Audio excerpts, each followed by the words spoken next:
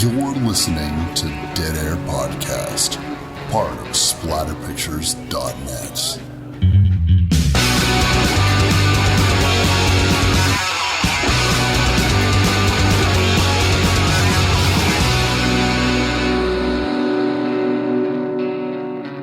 What's up, everybody? Wes, Dead Air Knipe here with Always. Typical Lydia. Today's show, we're going to be doing the 2018 found footage, soon to be classic, Gonjiam Haunted Asylum. Oh, it's that scribble mouth. That scribble mouth is so creepy. And I usually don't give in to those sorts of shticks. Mm-hmm.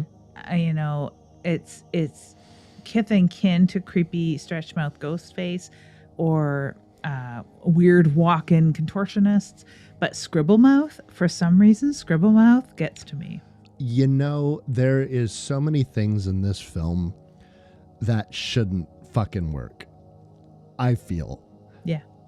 And it works. And that moment, I was half in the bag and half, no, this is ridiculous. You know, but that same sort of like uneasy, uncanny valley chill that comes over you when she's doing it. And that, of course, is giving way to what I consider a relentless scene in this film that just scare, like all this stuff happening all at once, that it works. And when I was thinking about doing my sound effect at the beginning of the episode, one day we'll do a supercut of all the ones I've done, but how many are going to be wolf howls though, sadly. I was like, you're probably going to do the scribble mouth thing, right, Wes? You're probably going to do that. And then I said, no, you are going to sit and you're going to watch this fucking movie and you're going to find something better to do that's more creative than that. And at the end of the day, once that scene happened, I just said to myself, well, it's got to be this one. It's got to be. It is probably the first point in this film where I realized I was scared, or maybe admitted that I was scared, that it was effective, that it was working. And I know that this film doesn't work for everybody, but there's so many things that it does that every other film just like it does, that this does just a little differently for some reason, and it works, and it's compelling and it's interesting, and at the end of the day, some of it is absolutely terrifying. Little things too. I think like the hands, we'll get to it, and the ceiling at the one point. Like there's things that are just slightly more believable perhaps, or more physical. But anyway, the intro to this film is exactly cookie cutter, found footage, bunch of YouTubers meeting up. I mean, I think that the beginning of this film is something like we would make. We could make this. And I think that's the beginning of a lot of really good found footage films, is when you're about 5 minutes in and you're like, I could make this. Yeah. It is coming off as where a lot of found footage films have come off, barring, of course, things like the Hell House LLC franchise, which is relying heavily on the fact that this is supposed to be taking place years ago when they were still using larger cameras. Obviously, a lot of the VHS films, or all of the VHS films, are supposed the conceit is that you're watching these on VHS, and so you're probably recording them on large camcorders. But this even falls further into the realm of digital. Something like The Host, for example, where you're just sitting watching people on fucking Zoom. And here you are predominantly watching people recording via their phones or via GoPro. And it's just like you were watching a guerrilla style YouTube stream. And that's exactly what they're going for.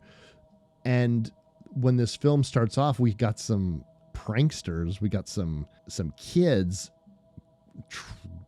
trespassing into a place they're not supposed to go.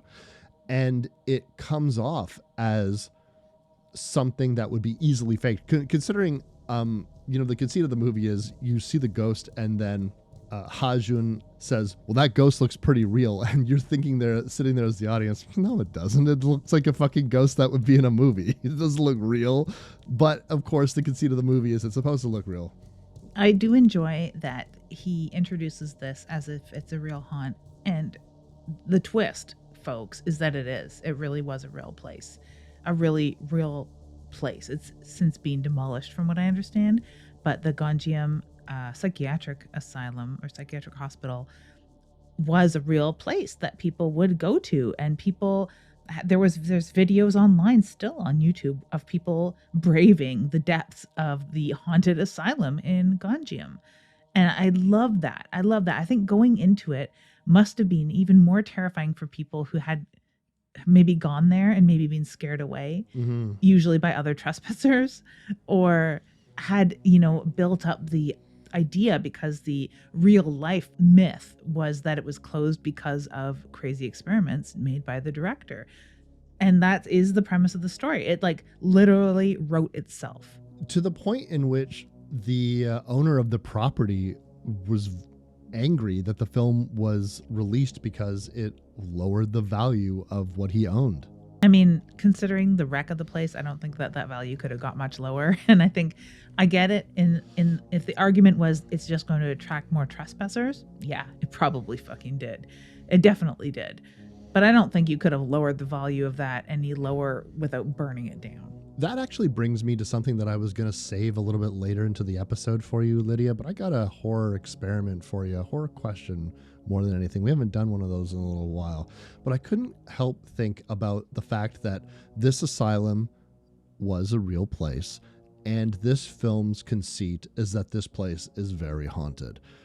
Perhaps one of the most haunted places in the world. CNN sure thinks so. And I was wondering, this building is definitely, they're not going to renovate this and bring it back to life. They're not going to reopen an asylum. They're not going to turn it into a hospital. They're not going to do anything. That building is going to get demolished. It is fucking condemned. It is a death trap. You don't want to have anybody in there. What happens to the ghosts when you bust down that house? Do you think that they just stand on the spot? What if it's just a vacant lot they're just going to, all the ghosts are just going to stand there in a vacant parking lot? What do you think?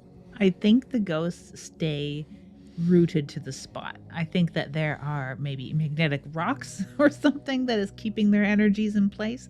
I think sometimes they can inhabit things. So if you took, the boards of the closet where the young boy was trapped when he died and make something else out of them, perhaps that could have some sort of imprint. I try and remain a little more healthily skeptical in that this is simply energy in one way or another that is haunting, quote unquote, this area. But on the other hand, the fantastical, the horror fan and horror writer in me really thinks that they're rooted to the spot. Right? So you're going to build something else there, or those woods are going to be haunted, or something. This film has an interesting place because in the annals of horror, because this is based off of a real place, it kind of reminds me a little bit of the 2009 Japanese film Shock Labyrinth 3D, which is the idea behind that film is that it is a real amusement park that exists within Japan. You can go there. It's a haunt, but this is the same haunt, the amusement ride, but it's actually haunted. So the ghosts are real in this. And I could see why a movie like that would get made because, it'd be like, oh, this is great. Get more people to show up to our haunt because they saw this movie. I don't know how well it did over there, but I certainly have it on DVD. So they made a buck off me at least. But this is the idea that, this place is this horrible little slice of hell. And I could definitely see that if I was an insane philanthropist, I would only want to buy this property more if it had a scary movie about it. Yeah, no, I agree. And whether you could keep it from crumbling into nothing and have some sort of ghost tour there or arrange something so it's not just that you own this vacant thing and you're sitting on it like a dragging on its pile of money and it's just rotting and you're chasing trespassers away. Like, who would want that? That sounds like a hellish life. That does not sound fun at all. But you want to like do something with it. And I think that's part of the charm of this is, in a way, they did do something with it. They didn't own this property, but they certainly brought some attention to it. But fuck all that, Lydia. Fuck it all to hell. Or to the haunted asylum. What is this movie even about anyways? This is about being careful what you wish for in so many ways. We have Han-Joon, who has this show, and like any showman, he needs to hype it up a little. He needs to weave a yarn. He needs to have a story to tell. He has to have some sort of payoff as well. So what he's done is perhaps hyped it up a little too much. Perhaps he's wished for a little too much out of this haunted asylum. You have to just kind of let sleeping ghosts lie and they will do their thing, right? You shouldn't be out there prodding hungry ghosts, dangling little meats in front of hungry ghosts. Ghosts bait, if you will. He owns the YouTube channel Horror Times. And I guess the idea is he and his crew are ghost hunters. So I guess imagine if Mr. Beast, although I kind of imagine especially when Han-Joon's like freaking out towards the end of the film, I just kept thinking to myself, I wonder if this is how Mr. Beast really is behind the scenes, like freaking out at a bunch of people who are just like running around with fucking GoPros to support his dumb idea of him being like an insane millionaire. But the idea is this is their big shot. They are going to gather a crew together, people that have worked with them before, a couple of people that don't really even know who they are, like wandering in there like, is this Horror Times? And they are going to all collectively go to this place and film it live. Now, the reason why they want to do this is because Han-Joon really wants them to hit 1 million views so they can sell that to advertisers. And the idea is the exchange of that. I don't really know how accurate this math is, but they all seem to think that they'll be getting about $500,000. And that roughly works out to, tens of thousands of dollars, if not $100,000 each. They could, in theory, divide it all up equally, although that's not what they're going to do. But there's a lot of money on the line, not so much just like the internet clout, but everyone's got dollar signs in their eyes. I do know that YouTube is based on revenue per 1,000 views. And you can look at most channels and they'll talk about how much they make per 1,000 views. And that is strictly from YouTube advertising. That's not from what an advertiser might pay you directly, which is a brand deal or something like that. And that's not what they're talking about. They're talking about just mythical advertisers. So I suspect they're talking about YouTube advertising, Google Ads, paying them a revenue per million. And the revenue per million on a channel, like a very popular investing channel, could be $10 that they're getting per 1,000 views. That's not a lot of money, but if you get 1 million views, then that could be really good money. So I don't know if their math is accurate, because I'd have to go back and figure out what dollar signs they were promising each other as to what they were expecting. Horror and stuff, urban exploration, it's very few people make good money doing that. There are 1,000,001 urban exploration channels on YouTube, or people that do creepy stuff. And I know this because I do have a sort of niche horror booktube channel, and I watch a lot of like horror video channels, and I do watch people who talk about horror, sort of folk horror myths and stuff like that, on urban legends. They're not very popular channels by and large. Most of them are not very popular. Even the live streaming ones, you could have at any given time thousands of live streams happening on YouTube right now. And there could be clones of this Horror Times with like 5 viewers, if that at all. I guess go to Twitch and you'd see the same thing. Twitch's revenue is even lower. So I don't know what sort of money they were suspecting that they were going to get, but the math doesn't exactly work out. I'd have to write it down and take a look and do the calculations, but I think that they're really setting too high of a bar. I think it's supposed to, at the very least, establish why they would go to such lengths to go to this place, which is, as we had mentioned, condemned and blocked off. There's even, so far, keep trespassers away. They even have police that routinely come to the area to try to discourage people from going into this property. But Lydia, we don't get that just yet, because there is a little rite of passage that every found footage film needs. And you know what it is. You don't like it. I don't like it. But it's part of it. And you need a good 10 minutes of dudes being bros. Oh my God. I am very relieved in this film that they have bungee jumping. That's something you don't see every day. Mm-hmm. That's something you don't see in any of these. Let's meet and greet and get drunk and do beer pong or whatever the hell. In an empty restaurant. Most people go to a party and get too drunk and they get hungover. So at least give them that they didn't wake up hungover. I was shocked because that is a sloppy. Could you imagine? So as I say, the bar is empty, and this is a very tight cast. So you have a couple of you have the YouTubers that go missing at the beginning of the film. You have this core group, which is 7.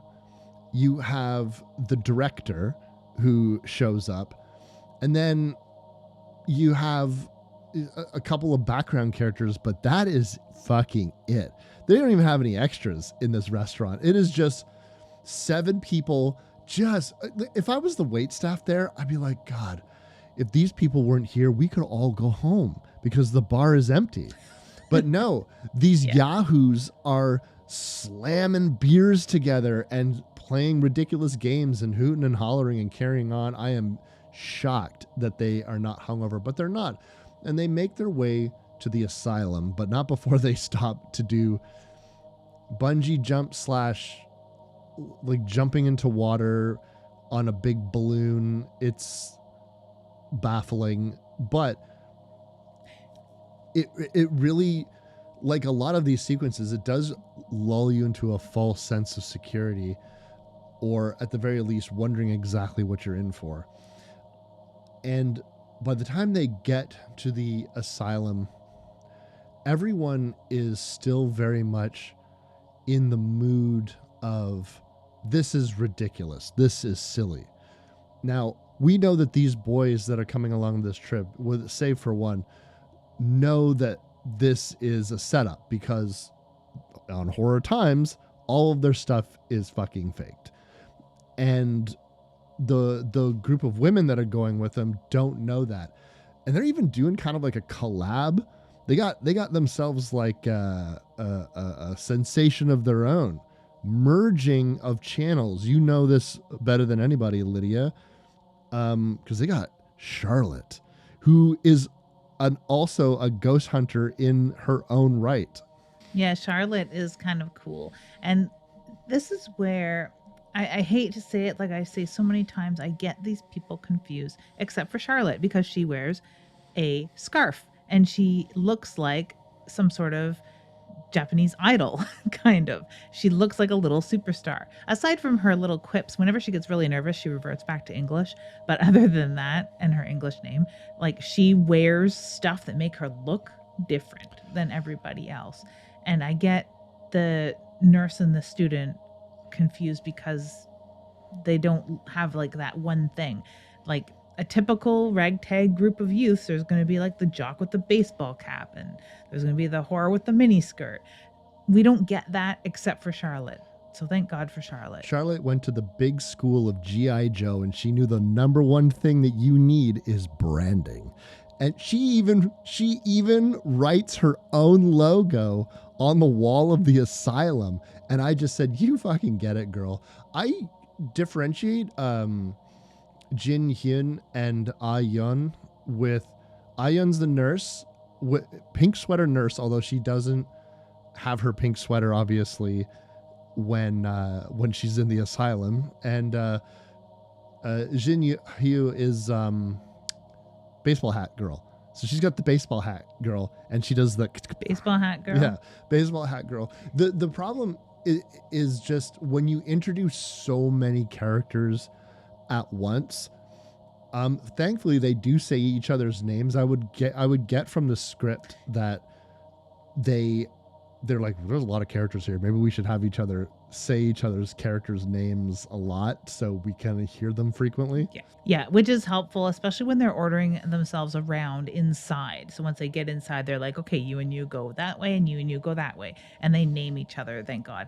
I do wish, like so many of these other films, that they had their names on their camera feeds, because I find that helpful, even when everyone does have the Scooby Gang level of identification and the same outfit, so that we can track like baseball hat girl and scarf girl and things like that. I still find it helpful, especially when it gets dark and jittery. There are some extremely dark moments in this film, and I don't mean dark isn't disturbing. I mean dark isn't like very, very darkly lit. And on top of the shaky cam, on top of the GoPros, sometimes I'm like, okay, wait, who is running right now? I just see a windbreaker and kind of the silhouette of a scared face. But we're getting a little bit ahead of ourselves. We are going to get all of our gear, and we're going to set up a tent, and we're going to, like, Lids, they set up a base command. Like, this is a serious military style tent that is meant to house like a dozen people comfortably.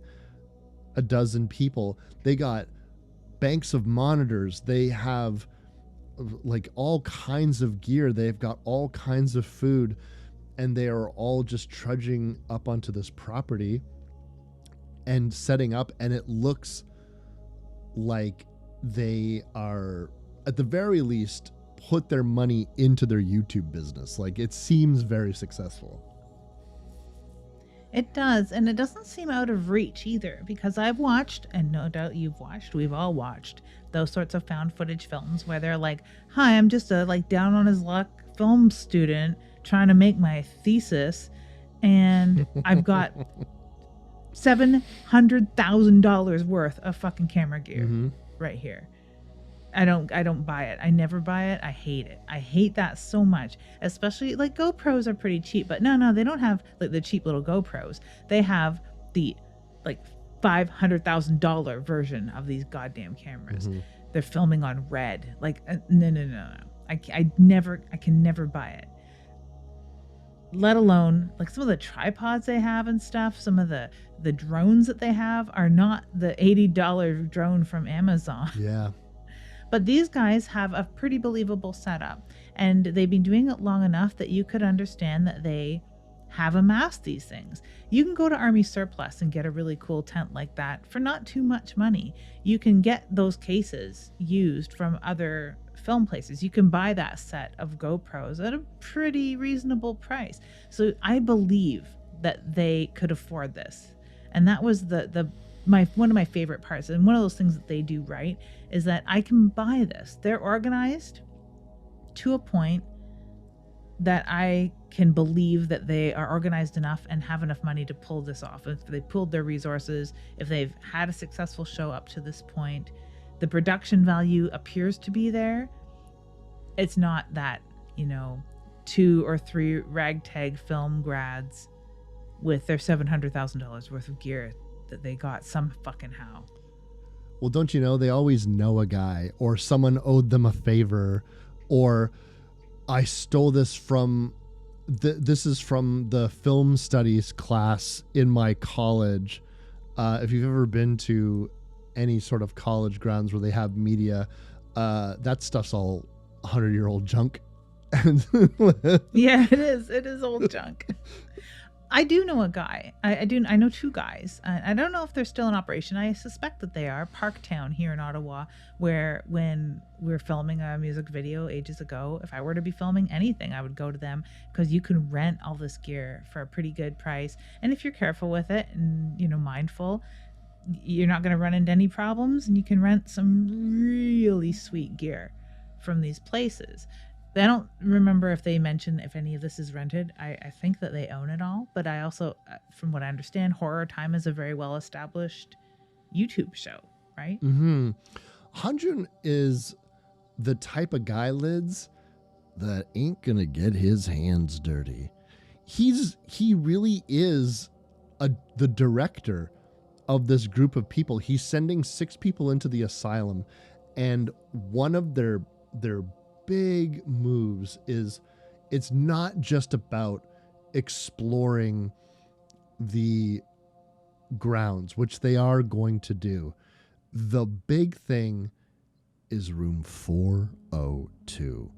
That is the room in which all of these legends culminates to. Everyone tries to get to room 402. They say, Lids, if you go into room 402, you will die. That's how the beginning of the film hits us, with these 2 kind of trespassing goons beating on the door with a hammer trying to get in, because I guess you have to be a chosen one to get into that door. And if you bust your way in, that's part of the problem. They're going to bust their way in. That is the big set piece of all this. That's the point of all this. All of the other stuff is set dressing. All the other stuff is storytelling. All the other stuff is kind of fluff. One thing I really like here is that we've gotten to see how good their GoPros are, because they went like that bungee splash diving or whatever, and they all work really well. They get really crisp, excellent audio, really crisp, excellent visual. They've got really vibrant colors, really good light capture, really awesome cameras. We got to see their drone in action, and it's a smooth drone. When they're playing with the drone at first, and they're all as stoked as anyone would be with, like, oh, cool, we have a drone. And it's got crisp, awesome, excellent picture. And whoever is piloting the drone is doing a great job. They're not in that building 4 minutes, and their cameras look like crap because it's too dark and the drone is kaput. And I like that. It brings it a little more home. This is how shit would go if I tried to plan it. Yeah, there's always something that happens in horror where people are too prepared. You need to call it what it is, where people say, why would they go into this place in this densely forest property with garbage equipment? Why would people go on whatever trip ill prepared? Where's everyone's cell phones? That's also, in horror, the big question, right? The way that you do that in writing is to turn those strengths into disadvantages, or to make the property itself somehow manipulating technology, because we know ghosts love to fuck with tech, Lids. That's not a new concept whatsoever. And I wanted to ask you, when the first time that you kind of came into this, were you getting a lot of Grave Encounters vibes? It's hard not to, right? It's really hard not to. Very similar, although Grave Encounters is a little more polished because it's supposed to be like for TV, where there's not room for these sort of mishaps. There's a lot more room and a lot more elasticity with this movie because they're younger. They have more, volatile gear. Their gear isn't as tried and tested and true. They're new people using all the gear, whereas in Grave Encounters, they're all like old hands at using all these EMFs and because they keep the ghost hunting to a minimal here. It's really about getting these girls in the building and scaring them for Gonjiam. But in Grave Encounters, they are professionals. They really are. And I was putting all of that aside. My brain works in probably a really obnoxious way, where the second I start watching a movie, I start thinking about all the other movies that this movie reminds me of. It might just be that I've seen too many horror movies, And so it's not like I don't like this because this reminds me of a horror movie that I already liked. I have the attitude of like, ooh, more of this, because Grave Encounters is probably my favorite found footage film. And this one is better than it in a lot of ways, even though the idea is very familiar. One thing I'm really happy about is the lore behind this asylum is different from the Grave Encounters lore. I have a complicated opinion about the constant use of I think the guy who ran this place was into devil worship. Like it's just so fucking lazy, and it's just I always just want writers to just 5 more minutes and come up with something other than like, I think he liked the devil. It's so old fashioned. It's so overdone. And it's just, you are saying a piece of dialogue to get that out of the way because you just want to get to the fact that there's ghosts here. And if you tell an audience that the director or whoever worshipped the devil, you're going to say, oh, well, of course there's ghosts in it. And then we can move past that and we can get the rest of the movie. This film doesn't spend a lot of time, but it combines history, which you can learn about, with just very matter-of-fact examples of ghosts and terrible things curse a place when terrible things happen at it. You don't need the devil because good old humans have been terrible to each other forever. And so this is a place in which Korean POWs under Japanese occupation were murdered, and it was made to look like a suicide. Now all of this is fed to us via, well, I heard a rumor. It's all rumors. It's all this, that, and the other thing. But at the end of the day, you understand that I heard it was just a rumor. Delete that. This is what happened. This is why this place is haunted, because people were wrongfully murdered and their deaths were covered up. I do like that premise, and I'm right there with you with being fed up with devil worship as a plot device, even when you have one of my favorite characters, which is the actual Satanist that walks in and shows them how they're all wrong or how it's not devil worship at all. That's one of my favorite characters, but I'm even tired of all that because we don't need room for that. That saves you so much paper in screenwriting to not include that, because then you don't have to explain it away at all, unless it's an actual real good dyed-in-the-wool satanic or demonic story for real. And they're very rare, very, very rare that they do it right, get it right, or as right as I can ascertain as an armchair freak.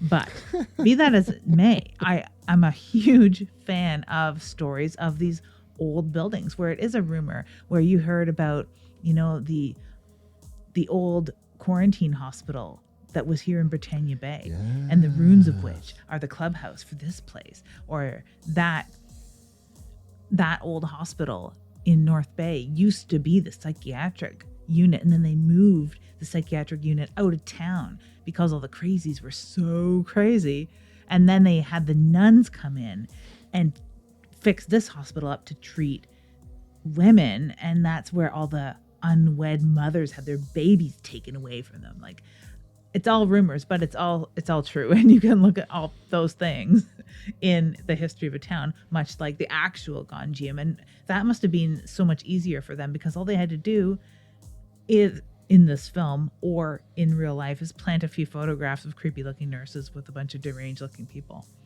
and there you got yourself a ghost story. Not only are you going to plant it with pictures of people who were patients at the asylum, one of them is going to have a creepy doll. And that doll is going to be our little hero, a little reoccurring character in this here movie. What did you think of the look of this little doll, this little puppet? I mean, it reminded me sort of almost folk horror level straw doll made by a child kind of thing, or made by another unfortunate inmate perhaps, or that it is like a voodoo looking doll. What did you think of this little fella? I love me a good old fashioned doll, and not one that looks like a movie prop, one that looks like a doll. And this very much has that maker like aesthetic where it looks like something, it would have been something that the inmates, the patients would have had an arts and crafts, something to keep their hands busy, and one of them cobbled together this doll, and then it became very precious to it. That's what it reminded me of.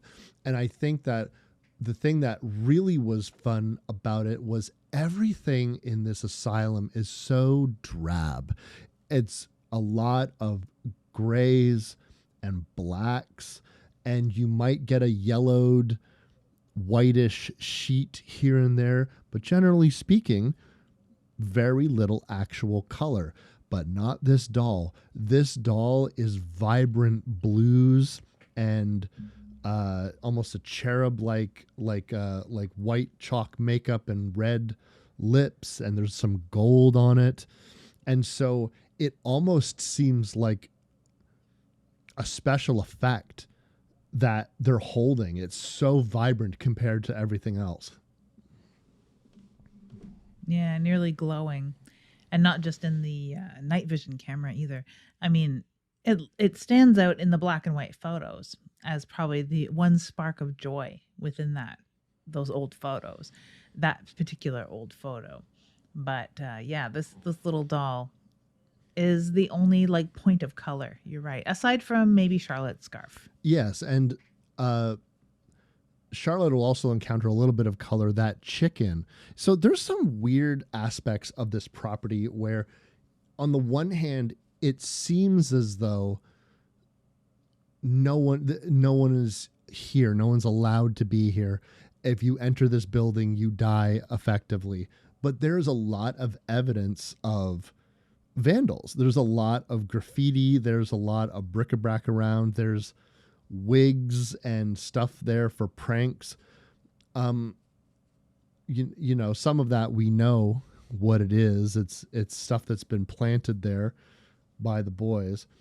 But other aspects of it seems as though, yeah, it seems some people are allowed to enter and leave this place at will.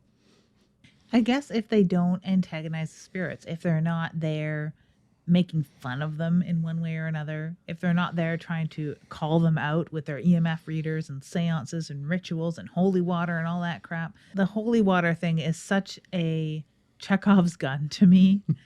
And they pour out this holy water in a little petri dish and they set it up as if, with a camera, if ghosts are going to disturb it. And I kept expecting something to happen with this holy water through the whole goddamn movie. But we'll get to that later on. Of course we will, right? Because it's Chekhov's gun. Because he poured out the holy water in the first act.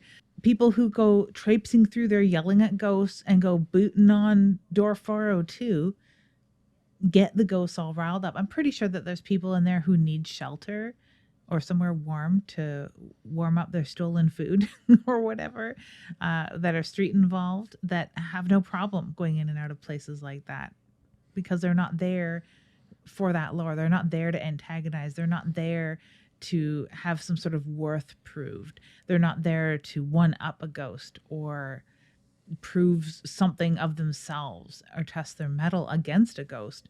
They might not even know that this lore exists, and they probably can come in and out unscathed. And there's also an aspect of perhaps luring even more people to this property, which you could imagine. Maybe I just got too much Hell House LLC locked up in my head, but there seemed to be something about keeping things going, which there's a bit of a twist like towards the end of the film that substantiates my idea at least a little bit.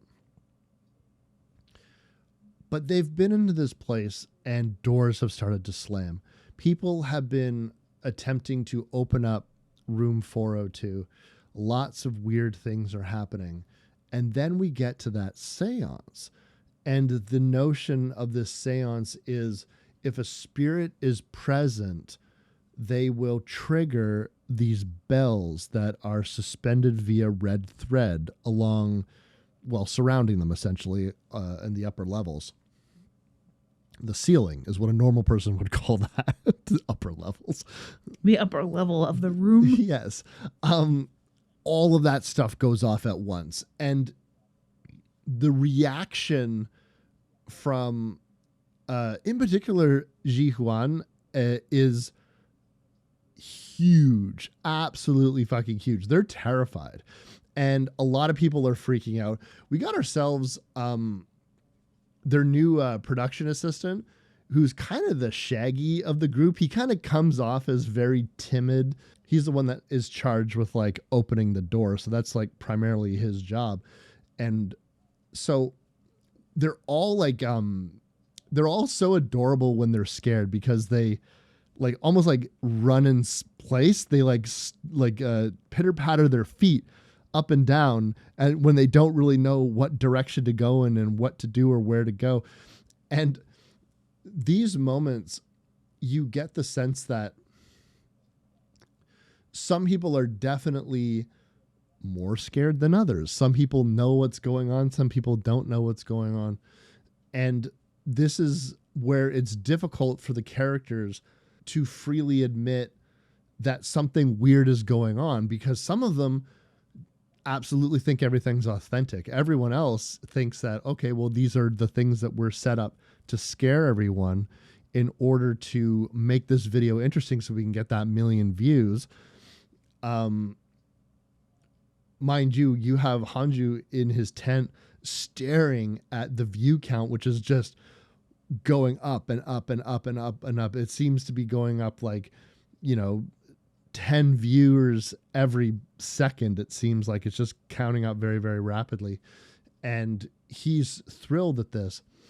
So there's a lot of incentive to keep everything going. But I tell you, even at this point, some of these characters have already had enough. And I think you get the idea that a lot of them were probably expecting what a lot of these urban explorers or YouTube ghost hunters expect, which is we're going to go to an abandoned property and it's going to be dirty and there's going to be mice and pigeons and whatever else. And you might hear a pipe bang or you'll hear some water drip. We're going to take some shots, explore it all night, and then we're going to go home and nothing supernatural is going to happen. But supernatural stuff happens, like you said, pretty much immediately. Aside from the glitches and the door slamming, which apparently, from what I understand, doors do open and close without any breeze in this building for whatever reason, or before it was torn down. This would happen quite often in this building. And I like that because it gives you that fan service of I'm watching a ghost hunting show. A door is going to open or shut by itself, or someone's hair is going to get touched and they're going to repeat it. And we're going to get to see that in replay and slow-mo and everyone's reactions all over again. That's my favorite. The little replay. We get that. I love that.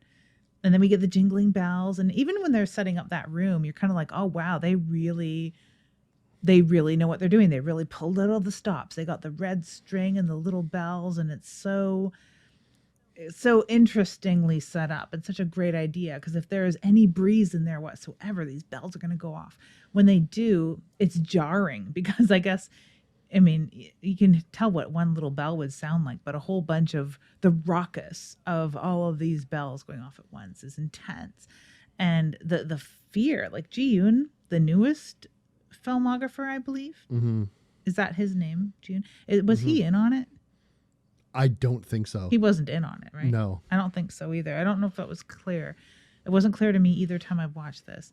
But he is screaming. You're right. He is very much like a cartoon. And it's adorable and it's effective because you feel bad for him. You feel bad that he's that scared. And even at this point, we're like, did they really set it up to go off quite like that? And then when we get the people being touched, the scarf lifting into the air, things that you're like, okay, well, how would they have even possibly set that up, to find out that there are actual supernatural things happening that they did not set up, is when you first get very, very interested in the direction this film's going to go. How evil is this place, really? Evil enough to dig their nails into your skin and tear at it until you bleed. Ji Hyun gets her arm in, like, I don't know what it is. It's like a coffin or a type thing with a hole in it. She sticks her arm in it. And it's like fingernails raked all down her arm. She's terrified. Charlotte is terrified. Charlotte, who put her name, this very much is Charlotte's transformation of, oh yeah, CNN had this list of like 12 scary places, and she's been to 3 of them, and she's basically just ticking them off their list. And she is also using her investigation to collab with these guys, but she's also kind of like, you can tell that, well, I'm also using footage for my stuff, because she's like, here's my friend and I'm doing my own investigation, and this is real and this is not real. And she tags the wall. Now the graffiti has changed where she has left her name, and it's telling her that she's going to die. They've floated her scarf. People have touched her. And she is kind of that idle personality of winking at the camera and pointing at the camera and speaking in English and then going back to Korean. That is absolutely fucking gone. And she is done. And she runs away as fast as she possibly can. And this is this moment of the film that I thought was so well done, because it was going to start doing my favorite thing. And that is when you ask yourself, why don't they just leave? And when they get outside and you see the front steps of this asylum, and they're outside again, and Ji Hyun and Charlotte are running through the woods while they're outside. So I guess they're going to run back to the tent, and then the ground slowly changes. You know, Charlotte is noticing that back in the laboratory, that weird dead chicken is on the ground. A bunch of bric-a-brac that was on the floor there is there. And she realizes, and you as the audience realize, oh, this place fucks with your vision, with space, with time. Who knows? It is showing you things that are not authentic. They thought they were outside, and maybe they were, but they're not. This is where I really expected it to go into corpse party territory. I thought they were going to bump into like Charlotte's old friend that had been there, that maybe hadn't actually ever left and sent those photos to her from beyond the grave, or the 2 explorers that we see at the beginning. I really felt like they were going to bump into other people, probably because of Corpse Party. And it's not, I usually don't give in to the illness that you have of watching a movie and constantly thinking of its comparisons. But I felt that unsettled, like I did watching Corpse Party. And I love that sort of premise of places between time, where once you step in, you've sort of breached a barrier that wasn't meant to be broken, and you're trapped in there, and you could run for miles and you're still inside the asylum. And I really, really, really like that. I found that super effective, especially when they bust into the tent and the jig is up. They are back in the asylum and maybe never left, or maybe it is just such a stretchy space time. It's very much the 7-minute hallway or whatever you call it from the House of Leaves.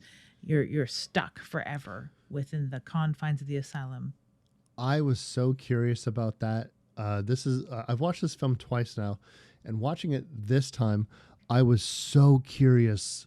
Okay, was this asylum showing them the outside, or were they actually outside? And like you said, it has just transplanted them back into the asylum, and there was no escape, or were I would just picture like what would really be happening is you would see them just running through these hallways, taking corners, taking lefts, and they think they're pushing through brush.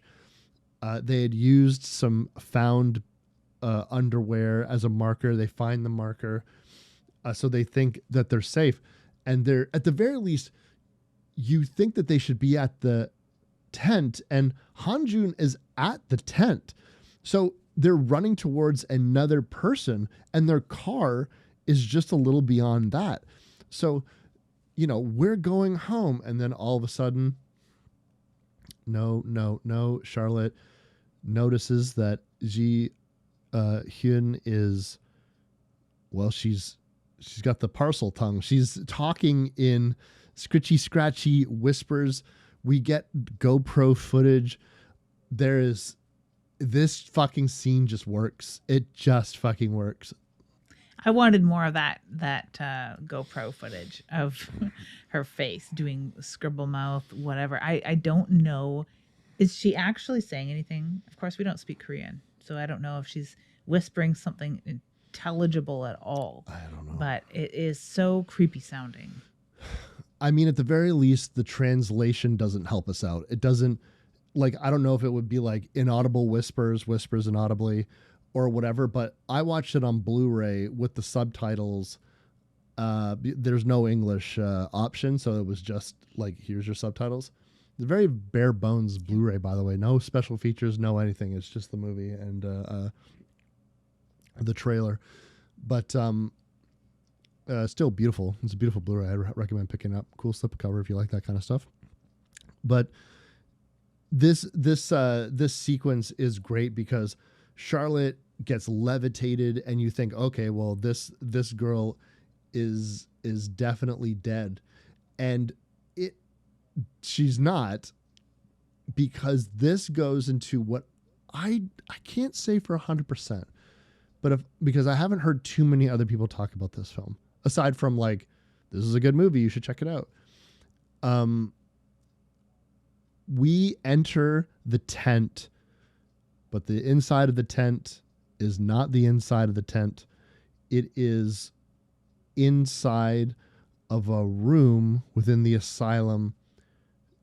Charlotte, we see from her POV, she is looking, we see almost like the fucking Blair Witch, Ji Hyun in a corner, just standing there. And it makes you think, oh, was she just in this room this entire time? And that's just as far away as this woman is from her. And then she brings her camera to one side, and we just see a fucking, what do you want to fucking call this guy? Like, he looks like a Silent Hill monster that would just be in a Silent Hill game. He does. He does look like a Silent Hill monster. He's a contorted, naked dude that is just standing there. He's just standing there. I mean, it's the short film that was the precursor to Lights Out. Yes. Was a lot like this. Yeah. You're right. I really am tired of this shtick, though. I wasn't tired of it in 2018 when this film came out, but I am grown very tired of the move the camera away from the thing, move the camera back. It hasn't moved. Move the camera away from the thing, move the camera back. It still hasn't moved. Move the camera away from the thing, and it's right in front of you. Fuck off with that. Fuck right off with that. I'm so sick of this cheap trick. It's a cheap trick. And yeah, okay, you want to say, well, it's effective. Yeah, I suppose it is. But also stepping on a tack is effective at making your foot hurt. So, like, it's a cheap move. And I really, really, really dislike it.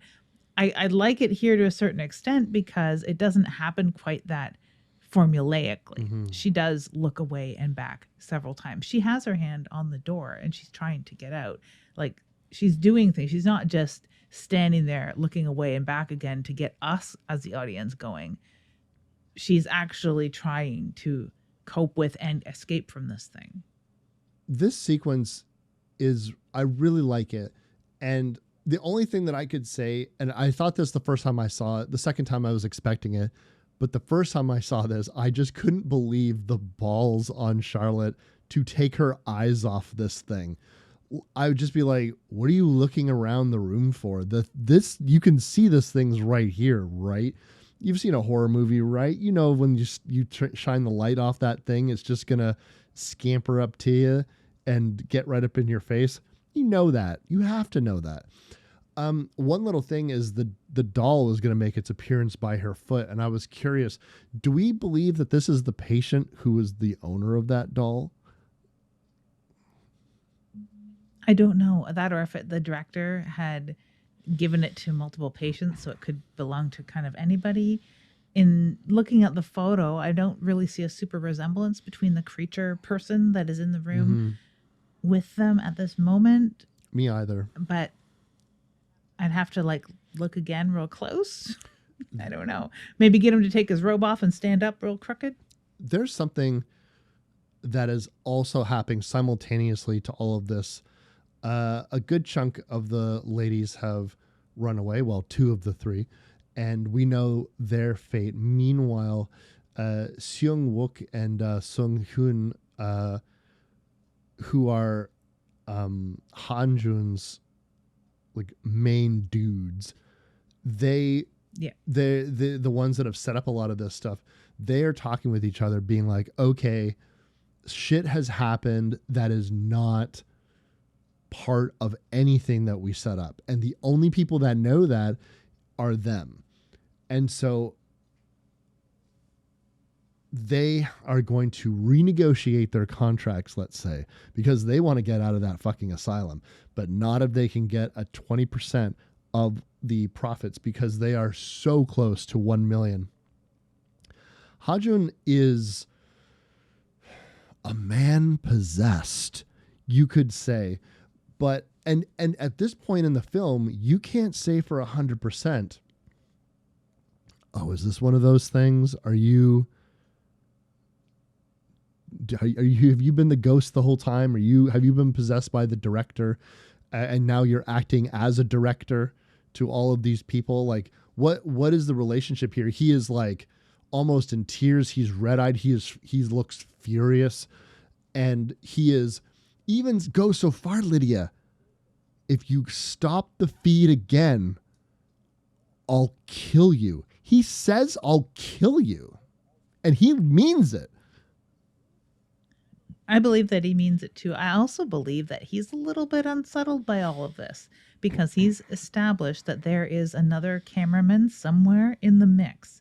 He's gone through the footage, and there's a point where everyone is in frame, and there's a handheld or camera mounted, a GoPro camera feed that he's getting at one point at least that is not from anyone that he sent in there. So he's got to be a little bit freaked out. So the 2 things together, if he is 100% wholly human, is that he's got his talent threatening to abandon ship. 2 of the girls, which is really what the point is to get the girls in there and get their reactions. 2 of them have taken off, are AWOL. And he's got some mystery footage appearing somehow. So he's got to be on edge no matter what. Threatening to kill people is a little bit over the top, for sure. He's tense. He's so tense. He's in a tent. He's still in the tent. I mean, we can't forget that even though we have Charlotte and, is it Ayan or Jian? Jihyun, yeah. We have Charlotte and Jian in a room that have, in one timeline, I suppose, taken off on him. On the other, are still inside and are now kind of the stars of the show, right? From our point of view. He's still in the tent, waiting for them to report back, so to speak. His show is falling apart, but he's also so close to having achieved his goal of making however much money he thinks he's going to make with 1 million viewers. Yeah, it's really weird because it's almost as if I don't know, from what I understand from most of the larger YouTubers out there, if you're starting to get these type of numbers, you just keep going, right? And once we do this, I can quit this YouTube crap forever and I can go and do what my real passion is, not threatening to kill people for turning off a live stream, because it seems to stress them out. And he is becoming almost Gollum-like, and his precious is those numbers, Lids. Those numbers. We know what it's like. You got a YouTube channel. We got a podcast. When the number's big, Lydia, I feel like I'm finally worth something. And when the numbers are low, I threaten to kill you. That's not how it happens at all. But I mean, yeah, once the numbers were to be big, it's not like you rest on your laurels. No. You continue doing what you're doing because you're supposed to like enjoy what you're doing. And that's what got you the fame and fortune in the first place, is that you enjoyed this. I don't think that Han-Joon enjoys any of this, especially when shit starts going sideways, because he's had his like drop camera feeds, his drones out of commission, it seems.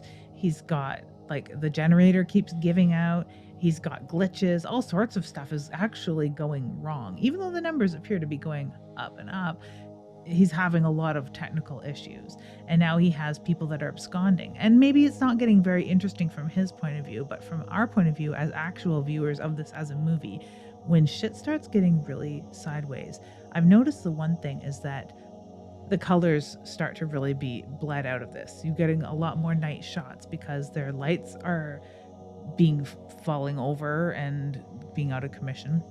So we're getting a lot more night vision. Everything's getting a lot more dark. Everything's getting a lot more quiet because we're getting a lot of this. Did you hear that? Is that you? Sort of stuff. They're not screaming and running quite as often. They're being more slow and still and actually scared. Like, people don't get screaming, yelling, flailing like at the beginning when they're actually genuinely scared. They're actually feeling like prey, being hunted by some very dangerous being. They're getting quieter and quieter as this actual infestation of paranormal activity ramps up. And then it's the job of the asylum itself to almost feel as though it's just going to put a stick in a bunch of cans and rattle it around to freak you out, because, quiet as a church mouse and quiet as a tomb until bang, boom, everything in this fucking room is levitating. And they're levitating. And what happens is I actually rewound this sequence twice because I wasn't entirely sure what had happened. And because there's so much running around. And this is, by the way, spliced in kind of or on the heels of the scene with Charlotte. So there is just a lot of chaos going on simultaneously. And soon Wook and Sung-hoon, they levitate in the air, slam down onto the ground, and then when Sun-wook gets up and goes to run, the door is slammed, he is flung, and then he is just dragged away screaming. Sun-wook being dragged, I like these scenes, and I mean, it's been not overused necessarily. There's a certain sort of film that uses this ghost dragging people away thing, and I always like it. I think I like it, and I'll always like it because I've been privy to a production where we tried to replicate this in a music video, and it made the cut and stuff, but the technicality of actually pulling that off, especially in a guerrilla format where you don't have like dollies and gear and you don't have a stunt person or anything like that, you don't really know what you're doing.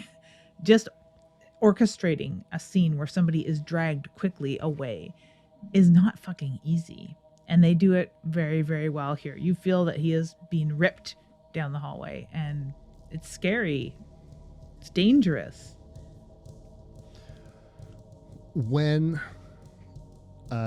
we see him or Seon-wook get pulled away, we know what his fate is, although not entirely. There's this ambiguous nature with these types of ghost haunting films, particularly in the found footage genre, where you ask yourself, what are they doing? What are they doing to you? They're dragging Charlotte away. They're dragging Sung-wook away. What are you doing? Where are they going? Are they like going into the ether? Are they getting dragged to... Well, we could assume that they might be getting dragged to room 402. There's evidence of that later.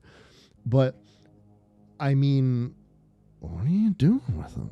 Because a lot of these people go missing. And I always have just been in the mentality of, like I've just said 5 fucking times, where are they going? Do you have an idea of where they're going? Are they going into the afterlife? Are they going into like this dimensional purgatory? Are they're joining the ranks? There's some evidence that people join the ranks. We got schoolgirls that were not part of this original problem. You know, maybe, or it's a tactic to separate people, especially if one intended prey is the person who is not being dragged away. Sometimes they're dragged away to safety. Do you ever think of that, Wes? Maybe the ghosts are helpful. Maybe they're trying to help them and they're like dragging them to safety. I mean, that's what I would do. So Charlotte gets dragged away kicking and screaming by that naked man with a huge like Y incision down his chest. And then by the time she stops and he looks over, he's like, "Are you all right? You look really scared." "Oh, gee whiz, the door outside is that way. Now you take care, it's awful cold. Here's your scarf. I was trying to adjust it for you. I was just trying to... The draft, young lady, the draft. Yeah. You got to think about that. Did you want this doll? You're going to catch a cold. Did you want this doll? I've made a couple. You can have this one. It looks like you don't want this doll. That's okay. I'm not offended. You don't have to take the doll. You take care now." Jesus, Murphy. Yeah. That's how I picture it.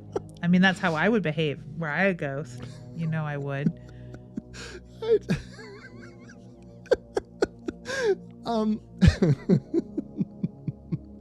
We're not a comedy show. We're not.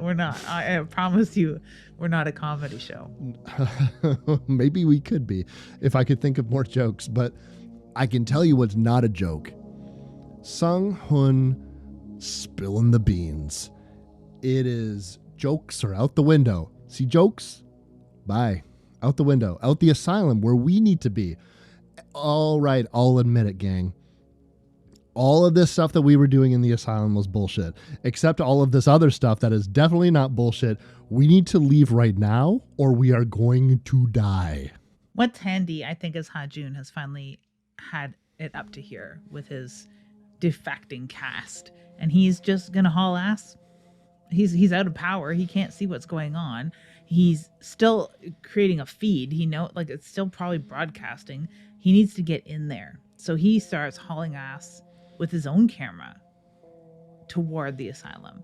He finds that the drone, my beloved drone, is still active as well, which I think is neat. At least some of the technology hasn't failed him entirely.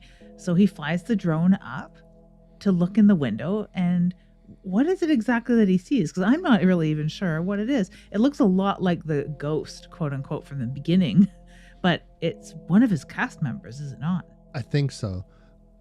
It's really hard to tell exactly what he's looking at for sure. Like I said, it's really hard to see. Like watching these sequences, like squinting, trying to see exactly what he is seeing. I tell you the only thing that so Han-Joon is, let's say, at the peak of fiery madness. Because but he still is. He's in an unfamiliar area, a little familiar, but generally unfamiliar. It's dark. and he keeps needing to get his bearings. And so he constantly, with this GoPro footage right up in his grill, he stops, sort of like kind of looks around, and he's got this like spooky, like far away look on his face. And then he just like starts running top speed again. And the GoPro camera is just like jiggling around in his fucking face. And then he stops and he just like looks around. And then he fucking starts like going again. And I was like, all right, this is really intense, but it's also fucking hysterical because it's hard to GoPro footage with that front facing rig. I've always kind of had a love-hate for it when I watch YouTube channels that use it, because I just find that the camera angle is goofy. So when you're looking at somebody running top speed with a camera right in their face, looks a little silly. But his drone is effectively gone. We don't know what happened to it. It got a little bit of camera footage. He's got to get to the asylum itself, Lydia. No more farting around. No more farting around with the snorri cam, thank God. I think that it got established that the snorri cam footage was unsettling and effective in film with Requiem for a Dream. And then these found footage people discovered it, and just how like unsettling it can look. But yeah, this is a typical example of a guy who is the boss of the show, kind of not knowing what the hell he's doing. But yeah. Sorry, what were we talking about? I got caught up in snorri cam land. Well, where we're at in the film is we got ourselves a rogue ping pong ball, Lids. Now, ping pong is something that has come up a couple of times in this movie, where it was kind of cavalierly mentioned at the beginning, where they bring up that the director liked ping pong, and it's like, what's with the ping pong photos? I guess she just likes ping pong. We get a ping pong ball tossed at them, and this is where the effect of time displacement is happening. So I kind of feel like you're onto something with this corpse party interpretation of this space, because we have, 10, 15 minutes ago in the movie, we have seen Charlotte's demise. We've also seen Ji Hyun's demise, assuming she's possessed and no longer part of the film. So I'm assuming she's dead or whatever. Or just still standing in a corner making scribble mouth noises. But here we have our characters outside of room 402 still trying to get in until Sung-hoon shows up. They don't even really know that anything's wrong. They still have their own original tasks to complete. And we hear Charlotte screaming. We hear basically that entire sequence that we just saw with the naked man in the empty room, which I originally thought when I first saw it was what was in room 402. But I guess what's in room 402 is coming later, and this is just another room in the asylum. Or does room 402 change? I'm not entirely certain. But now they're trying to, while Charlotte, who we know is already gone, is trying to get out of the room, they're trying to get into the room to get her out. Which I really like, that sort of like crossed over, overlapped time. And I really do think that she's in room 402, even though it looks quite different once we end up in there. Mm-hmm. I like the look of room 402, but it does have that pillar. I think that pillar is the one constant. Now that could appear in any kind of room, I guess, in the asylum. Mm-hmm. And it is sort of very cookie cutter in that there are buildings in the town of Gonjiam that look similar to it, that were built by the same architect with the same sort of stairs on the outside, which are so iconic looking. And so there's got to be rooms within it on the 4 levels of the asylum that look the same. There just have to be. So she could be in another room, but I really think she's just in another instance of room 402. I really do. That's a ghost-bearing pillar. They need that to support all the ghosts that are in that room. They do. It absolutely is. When our trio come to, we got ping pong balls, we got the infrared cameras flashing, indicating that there is some kind of presence there. Everything goes black. And we find that our characters are no longer in the hallway. They are in a black room with no lights, but knee-deep water. And what they do to see is turn on their camera lights, or whatever like camera light that they have, because again their lights basically are not functioning. You see their GoPro cameras on their faces. You see the sort of silhouette of the or not the silhouette, but the reflecting light off of the water, and you see the trio there wondering where the hell they are, vaguely, distantly, perhaps understanding that they're in room 402. And there is somebody in there with them. Yeah, unfortunately, they don't have a camera feed like they did before, assuming it's the same presence that had been watching them earlier.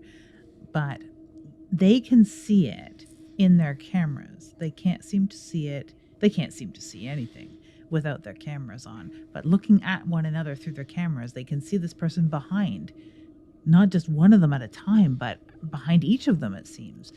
And then this being that we can see in the cameras as well starts to sort of put its hands, almost like try to put its hands over the eyes of somebody and then snatch their hands back. And they are grimy, withered, old, gray, scary hands that are very unsettling even to me as a grown-ass adult sitting on my couch. And they do this once or twice. Yeah, this sequence is so fucking fascinating to me.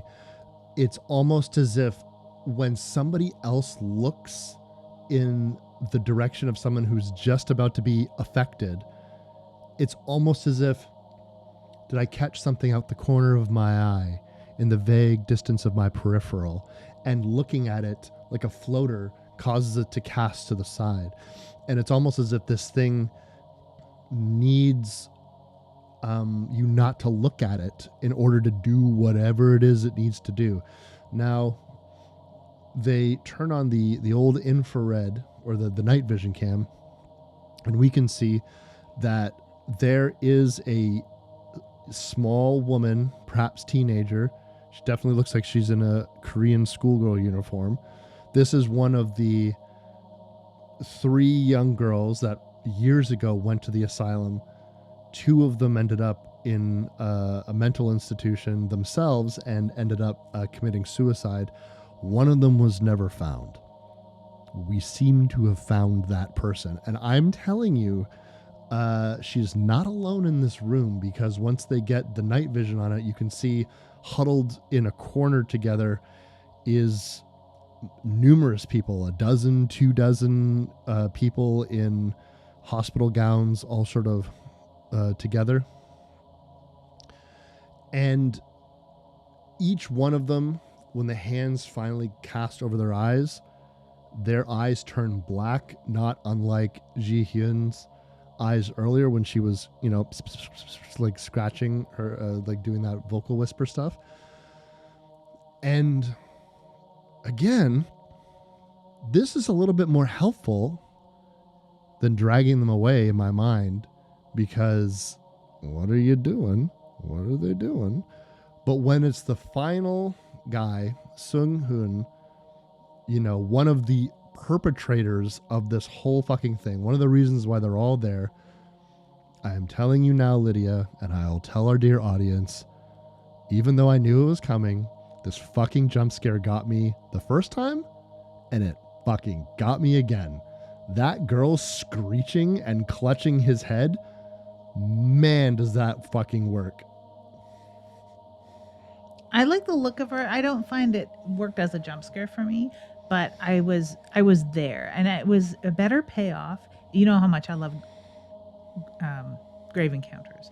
I love grave encounters. I don't like the look of some of the jump scary stretch mouth ghost face going on in that particular film, because that's not effective, but her look is, and it's natural looking and it's believable looking and it's terrifying looking, the way that a tormented soul of a hungry ghost would look in my imagination.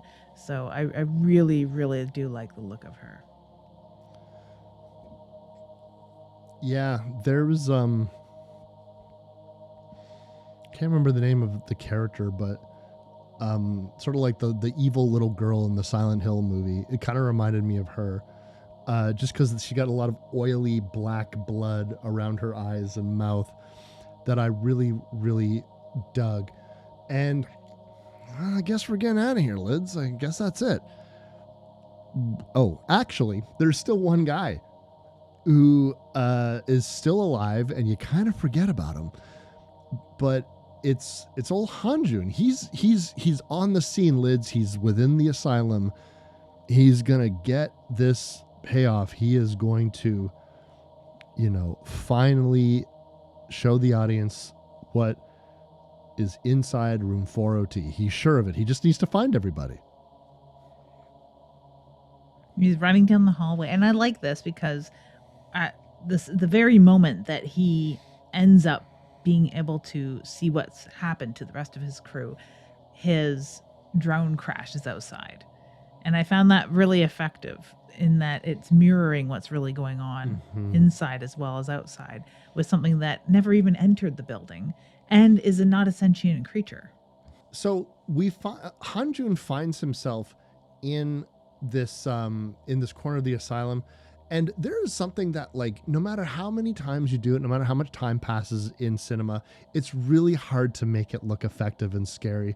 And that is the old levitating feet. It always just looks like someone on strings to me. I don't have a better solution. I don't make movies. I'm not a filmmaker.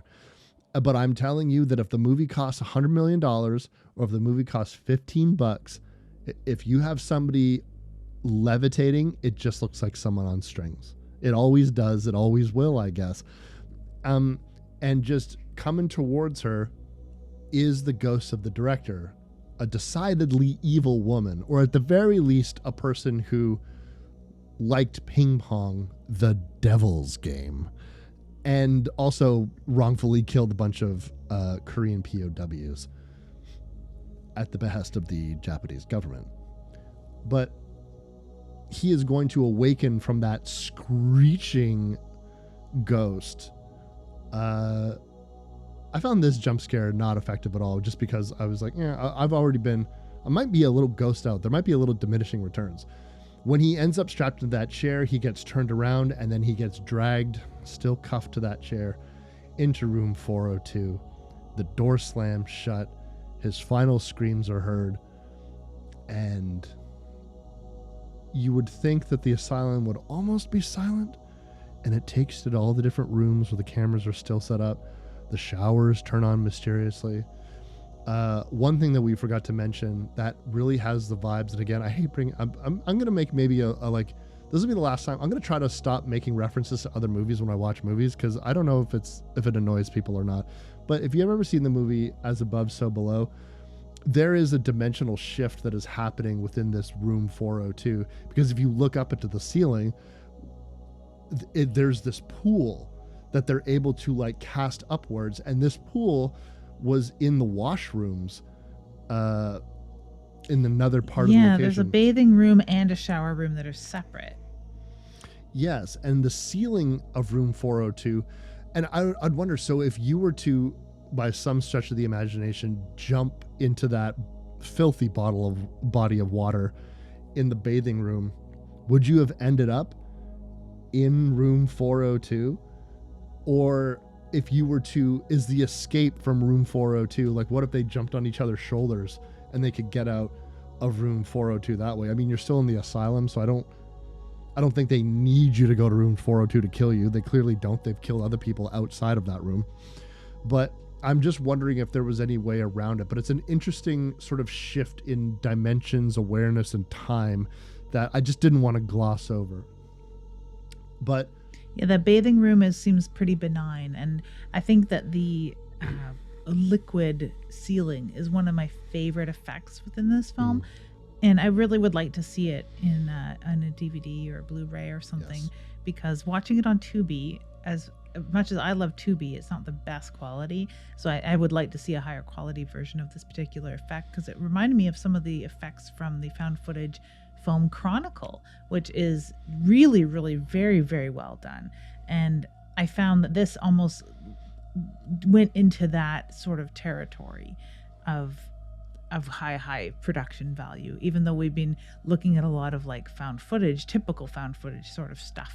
We got this moment of just very sublime special effect with this sort of head fuck that, yeah, if you stood on someone's shoulders and jumped, you could probably catch onto the edge of the bathing pool, round, almost ring style, well looking pool that is in the bathing room, and pull yourself out of room 402, conceivably.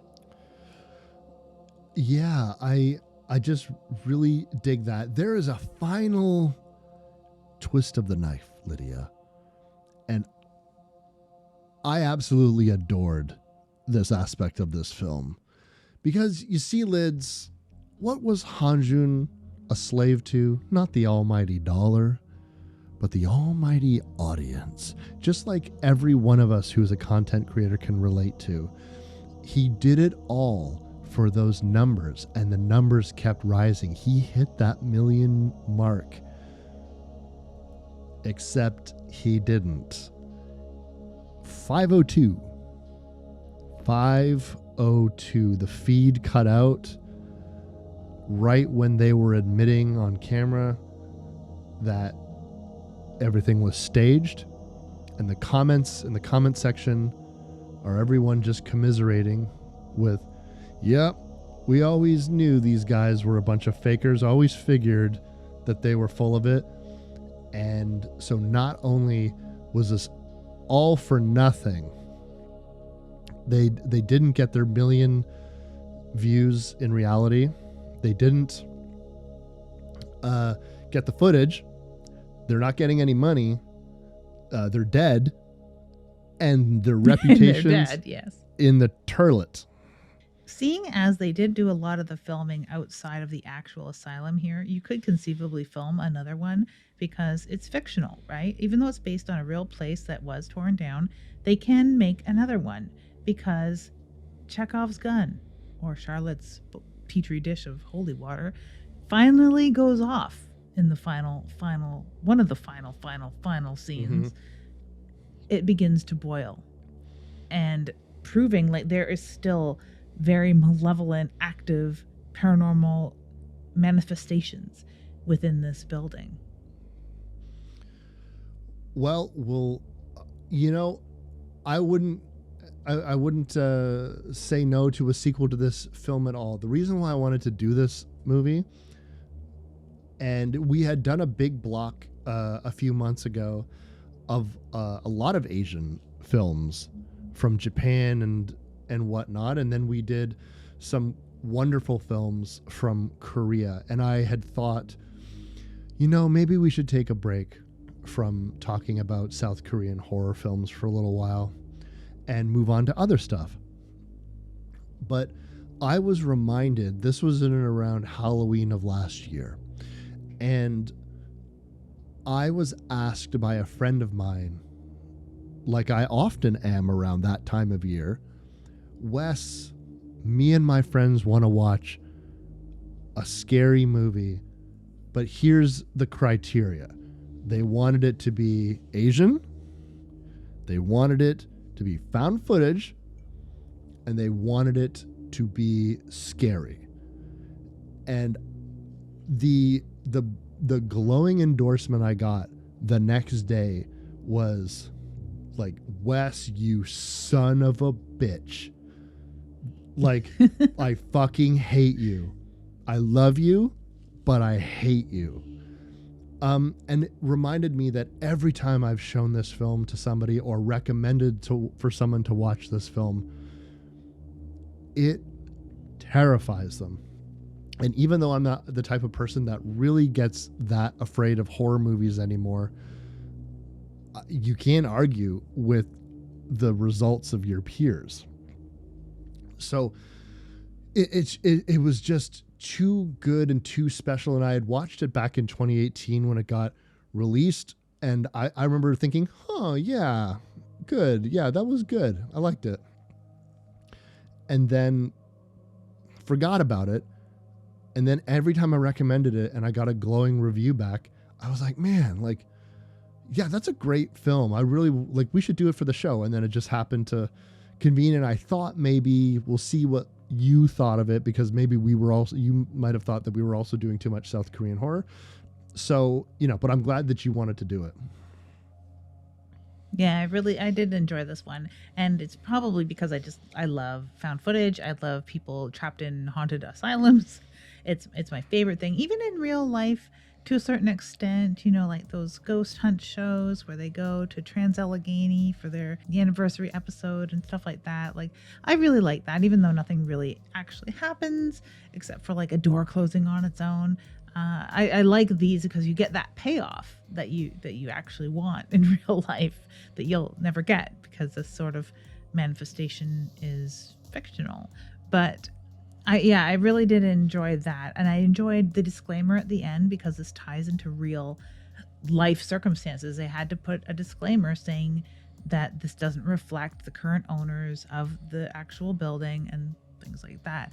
I also like that you can take this movie watching experience a step further and go and check out some YouTube channels. Like A Cup of Dark Tea talks about the actual history of the actual Gonjiam Psychiatric Hospital. And there's a really good one by a girl called Mellow Cat, who was a Canadian, Korean, I believe. If she wasn't Japanese, I'm not really sure. But she speaks Korean, I think. And she's talking to the locals in that area when she goes to investigate the asylum before the movie was released, or just as the movie was released. They hadn't watched it yet, but they end up taking the same path through the forest that they take in the film to get into the building. And I really enjoyed that kind of aspect. And to watch that entire movie that video on YouTube, nothing paranormal happens, but there is somebody else in the building and doors do close on their own. And it's just very neat that you can take this horror experience another step further into the real world. And you can't really do that with a lot of horror films. So what do we got next for them, Lydia? Coming up next, we have a classic, Stage Fright. And not the Stage Fright that we had watched previously on the show, but the original, I suppose. It's the actual Stage Fright, a very different film, but a film I've never seen before. I'm very excited for you to watch this. I promise, Lydia, we got to get back to basics, man. We gotta like get all this modern horror, like shiny new horror smell. No, I want to smell dust. I want to smell grime. I miss the stage, the theater, the lights, the owl feathers. That's right, Stage Fright. It's the perfect film for us to return to our moldy oldie roots and also crank the weird up to bug fuck hysteria. This is one of the strangest slashers, but also one of the best slashers ever made. I'm excited. I'm excited because, like we were talking about before we started recording, there are millions of slasher films, it seems, and we can't possibly have watched them all. And this is one that's been on my list for quite some time, and I've not gotten around to it. So here's a great reason to. And on that note, I'm Wes Knipe. And I'm Typical Lydia. And you've been listening to Dead Air. If you like this show, you can find more episodes and other content on splatterpictures.net, Spotify, Stitcher, or wherever you download your podcasts. You can also find us on TikTok, Twitter, and Instagram. The show is edited by Lydia Peaver and hosted by Lydia Peaver and me, Wes Knipe. We'll see you next time.